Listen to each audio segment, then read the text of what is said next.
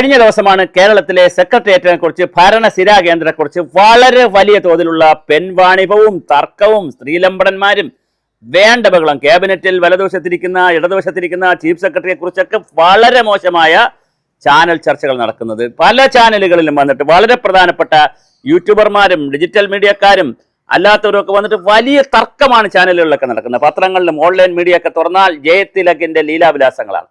എന്നാൽ കാര്യങ്ങൾ ട്വിസ്റ്റ് ചെയ്യുകയാണ്. കാര്യങ്ങൾ ട്വിസ്റ്റ് ചെയ്യുന്നു എന്ന് പറഞ്ഞാൽ ഞാനിപ്പോൾ ചില രേഖകൾ പുറത്തുവിടുകയാണ്. ആ പുറത്തുവിടുന്ന രേഖകൾ എന്ന് പറയുന്നത് എനിക്ക് ഇതുപോലെ ലഭിച്ചതാണ്. ഇതുപോലെ പല രംഗത്ത് നിൽക്കുന്ന ആളുകൾ അയച്ചു തന്നെ തന്നെയാണ്. ആ രേഖകളിൽ രണ്ട് ടൈപ്പ് രേഖകളാണ് എനിക്ക് കിട്ടിയിട്ടുള്ളത്. ഒന്നെന്ന് പറയുന്നത് കുറെ ലെറ്ററുകളാണ്. ആ ലെറ്ററുകളെല്ലാം വായിച്ചു കഴിഞ്ഞാൽ തന്നെ അതിന്റെ ഘടന നോക്കിയാൽ തന്നെ സാധാരണയായി നമ്മൾ സെക്രട്ടേറിയറ്റിലോ അല്ലെങ്കിൽ എവിടെയെങ്കിലും എഴുതുന്ന ലെറ്ററിന്റെ ഘടനയല്ല.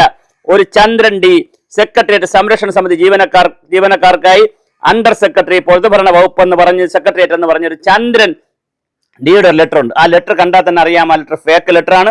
അങ്ങനെ ഒരു ലെറ്റർ ഒന്നും എഴുതിയാലൊന്നും ഒരു നടപടി ഒരിടത്തുനിന്ന് എടുക്കാൻ കഴിയില്ല.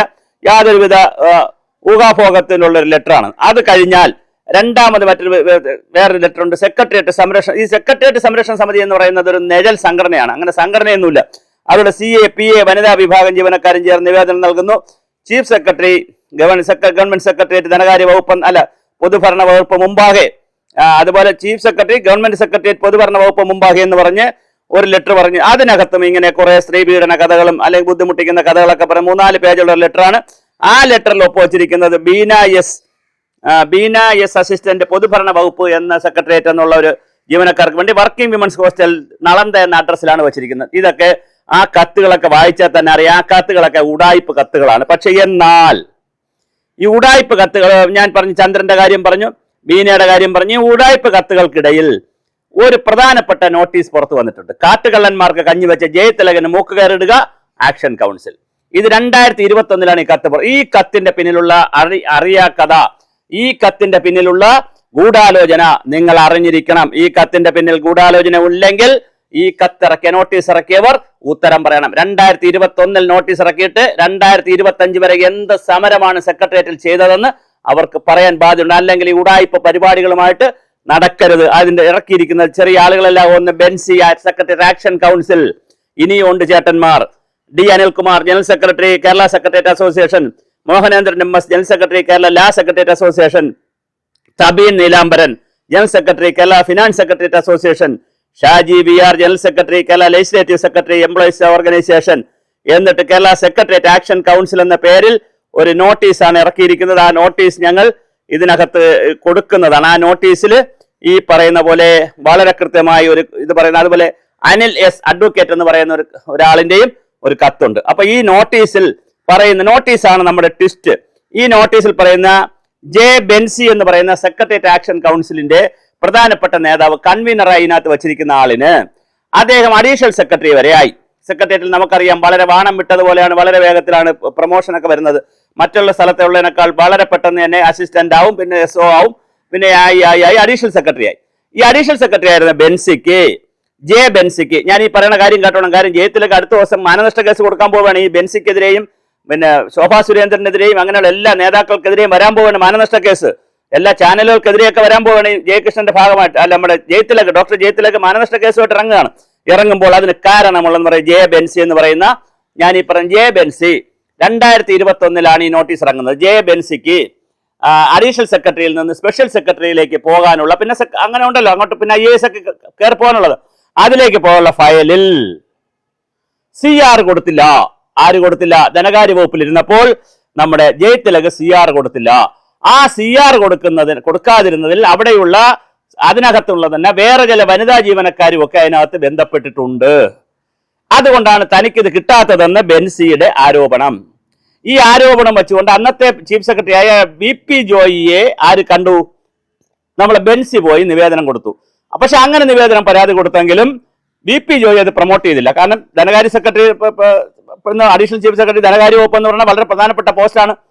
ജയതിലക് അപ്പുറത്തിരിക്കുന്നു, തൊട്ടപ്പുറത്തിരിക്കുന്ന ജയതിലകിനെ കുറിച്ച് ഇപ്പുറത്തിരിക്കുന്ന ചീഫ് സെക്രട്ടറിക്ക് വല്ലതും ചെയ്യാൻ പറ്റുമോ? അവരെല്ലാം ഒന്നിച്ചൊരു വർഗമല്ലേ. അപ്പൊ അതുകൊണ്ട് ഒന്നും ചെയ്യാതെ VP ജോയി അത് മുക്കി, അല്ലെങ്കിൽ അതൊന്നും മിണ്ടിയില്ല. അതുകൊണ്ട് തന്നെ അതിന് മൈൻഡില്ല. ചിലപ്പോൾ ജയതിലകിനോട് വിളിച്ച് ചോദിച്ചാണ്. അപ്പൊ ജയതിലക് പറഞ്ഞാണ് ഇതൊന്നും ഒരു കാര്യമില്ല എന്ന് പറയും. എന്തായാലും അത് നടന്നില്ല. അതിന്റെ കുടിപ്പകയാണ് 2 വർഷം മുമ്പുള്ള ജയതിലകിന്റെ കേസ് എടുത്ത് ഇപ്പൊ കൊണ്ടുവരുന്നത് വനിതകൾ എല്ലാം വരുന്നത് ഇപ്പോഴാ. ഈ രാഹുൽ മാങ്കൂട്ടത്തിന്റെ കേസും ദിലീപിന്റെ കേസും രാഹുൽ ഈശ്വർ അകത്ത് കിടക്കുന്നത് ഈ സമയത്താണ് ആരോപണങ്ങളുടെ ഘോഷയാത്ര. എനിക്ക് സ്ത്രീകളോട് പറയാനുള്ളത്, നിങ്ങൾക്ക് എന്തെങ്കിലും നേരിട്ടിട്ടുണ്ടെങ്കിൽ നിങ്ങൾ അപ്പോഴും പറയണ്ടേ, അപ്പോൾ പറയുകയും അതിനനുസരിച്ച് ഒന്നുകിൽ ആളുമായിട്ട് ബോധ്യപ്പെടുത്തണം, പറഞ്ഞ് നിങ്ങളെ ഉപദ്രവിച്ചെന്നോ അല്ലെങ്കിൽ നിങ്ങൾക്ക് ഏതെങ്കിലും വിധത്തിൽ മോശപ്പെട്ട അനുഭവം ഉണ്ടാക്കില്ല ആദ്യമായിട്ട് അവരുമായിട്ട് തന്നെ സംസാരിക്കുക. എന്തായാലും സെറ്റിൽമെന്റ് പൈസ സെറ്റിൽമെന്റ് അല്ല ഞാൻ പറയുന്നത്, തെറ്റിദ്ധാരണ ഒരു ഭാഗം വന്നതാണോ എന്തെങ്കിലും അതൊക്കെ ഉണ്ടെങ്കിൽ അത് സംസാരിച്ച് ക്ലിയർ ചെയ്ത് സോറിയൊക്കെ പറഞ്ഞ് പരിഹരിക്കാവുന്നത് പരിഹരിച്ചു പോവുക. പരിഹരിക്കാൻ പറ്റിയില്ലെങ്കിൽ അത് അതിനനുസരിച്ചുള്ള കേസും വഴക്കുമായിട്ടൊക്കെ മുന്നോട്ട് പോവുക. ഇത് 2 വർഷം മുമ്പ് നടന്ന കേസായിട്ടാണ് ഒരു സ്ത്രീ പേര് പുറത്തു വന്നിരിക്കുന്നത്. സ്ത്രീയുടെ പേരിലെ ഒരു സൂചനയും നമുക്ക് പറയാൻ കഴിയത്തില്ല. പിന്നെ അത് പണ്ടാര പറഞ്ഞ പോലെ നമ്മൾ അക്ഷരം പോലും പറയാൻ കഴിയത്തില്ല. പക്ഷെ വിക്ടറി എന്ന് പറയുന്ന അക്ഷരത്തിൽ ഉണ്ട് അവരുടെ പേരിന്റെ അക്ഷരങ്ങൾ. അതുപോലെ തന്നെ പിന്നെ ആപ്പിളിലുണ്ട്. അങ്ങനെയൊക്കെ ഞാൻ ഇനി അടുത്ത അക്ഷരങ്ങളോടെ പറഞ്ഞ് ഞങ്ങൾക്ക് പേര് മനസ്സിലാവും. അതുകൊണ്ട് പേര് മനസ്സിലാവാൻ പറ്റത്തില്ല. അങ്ങനെ ഒരു വനിതയും ഇതിനകത്ത് കേസിൽ വന്നിട്ടുണ്ട്.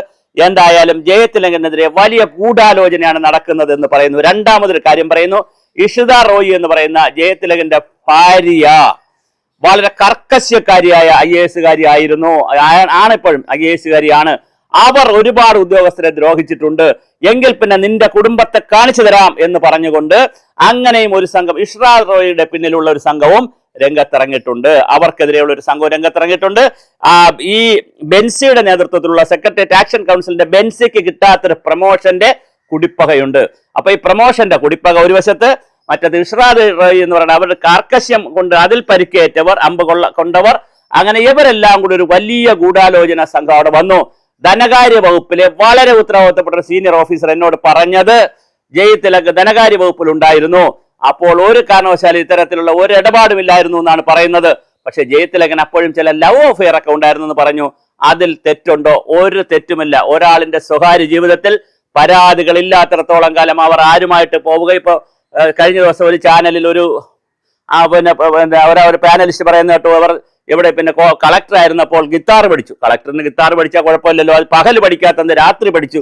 അതൊക്കെ ഒരു കാര്യമാണ്. ഒരാളിനെതിരെ നമ്മൾ പറയുമ്പോൾ ഗിത്താർ പഠിച്ചെന്നോ, യാത്ര ചെയ്തെന്നോ, ഒന്നിച്ചു പോയെന്നോ, അല്ലെ ഒന്നിച്ചിരുന്നെന്നോ, കാപ്പി കുടിച്ചെന്നോ, ചായ കുടിച്ചെന്നോ പറയുന്ന അവർക്ക് പരാതി ഇല്ലാത്തടത്തോളം കാലം, അവരൊരു ഗിത്താർ പഠിച്ചവർക്കോ പരാതി ഇല്ലാത്തടത്തോളം കണ്ടുകൊണ്ടിരിക്കണം. നമുക്ക് അങ്ങനെ നമ്മുടെ കോഡ് ഓഫ് കോണ്ടാക്റ്റിലോ അല്ലെങ്കിൽ നമ്മുടെ CRPസിലോ പേഴ്സണൽ ലായിലോ ഒന്നും സിവിൽ പ്രൊസീജിയർ കോഡിലോ ഒന്നും പറയുന്നില്ല ഗിത്താർ പഠിച്ചുകൂടാന്ന്. അതുകൊണ്ട് ജയതിലക് ചെയ്തതിനൊന്നും നമ്മൾ ന്യായീകരിക്കരുത്, അല്ലെങ്കിൽ അതിനെതിരെ നമ്മൾ പറയരുത്. നമുക്ക് വിഷയം ഇത്രയേ ഉള്ളൂ, ജയതിലക് നിരപരാധിയാണെന്നുള്ള ഒരു കരക്കമ്പി കൂടി സെക്രട്ടേറിയറ്റിൽ ഇറങ്ങിയിട്ടുണ്ട്. അങ്ങനെയാണെങ്കിൽ ജയതിലക് മാനനഷ്ട കേസ് കൊടുക്കും എന്നാണ് അറിയുന്നത്. ശോഭാ സുരേന്ദ്രനെതിരെയും വളരെ പ്രമുഖരായിട്ടുള്ള ആളുകൾക്കെതിരെയും ഈ മാനനഷ്ടം കൊടുക്കും. പ്രത്യേകിച്ച് ബിൻസിക്കെതിരെയും ഈ നോട്ടീസ് ഇറക്കിയവർക്കെതിരെയും വളരെ കൃത്യമായ മാനനഷ്ട കേസിലേക്കാണ് ജയതിലക് പോകുന്നത്. അതുകൊണ്ട് തന്നെ ഞാനും സെക്രട്ടേറിയറ്റ് ആക്ഷൻ കൗൺസിലിനോടും എംപ്ലോയീസ് അസോസിയേഷൻകാരോടും ഓർഗനൈസേഷൻകാരോടും എല്ലാവരോടും എനിക്കുള്ള അഭ്യർത്ഥന, നിങ്ങളൊരു സമിതി ഉണ്ടാക്കി ഇത് പഠിച്ച് സെക്രട്ടേറിയറ്റിനെ ശുദ്ധീകരിച്ചെടുക്കണം. ലാസ്റ്റ് വേക്ക് സെക്രട്ടേറിയറ്റിൽ ഒരു ലോഡ്ജ് മുറി പോലെ ഒരു മുറിയുണ്ട് എന്ന് കേൾക്കുന്നു. പണ്ട് ഒരു മിനിസ്റ്ററുടെ, വർഷങ്ങൾക്ക് മുമ്പ് ഒരു മിനിസ്റ്ററുടെ ഒരു ഓഫീസിലും ഇതുപോലൊരു മുറി ഉണ്ടെന്നുള്ള ഒരു കരക്കമ്പി കിടപ്പുണ്ട്. ഇതൊക്കെ കൂടി പരിഹരിക്കുന്ന, ശുദ്ധീകരിക്കുന്ന നല്ല ഒരു സെക്രട്ടേറിയറ്റ് വരട്ടെ. ഒരു കാര്യം കൂടെ പറയട്ടെ, ചട്ടമ്പി സ്വാമികളടക്കം ജോലി ചെയ്തിട്ടുള്ള കൊണ്ടുവന്നുള്ള ഒരു സെക്രട്ടേറിയറ്റ് ആണ്. അന്ന് ഒത്തിരി പേർക്ക് കൂലി കൊടുത്തിട്ടില്ല എന്ന് പറയുന്ന ഒരു കഥയും കിടപ്പുണ്ട് ചരിത്രത്തിൽ. കൂലി കിട്ടാത്തവരുടെ ശാപമാണോ?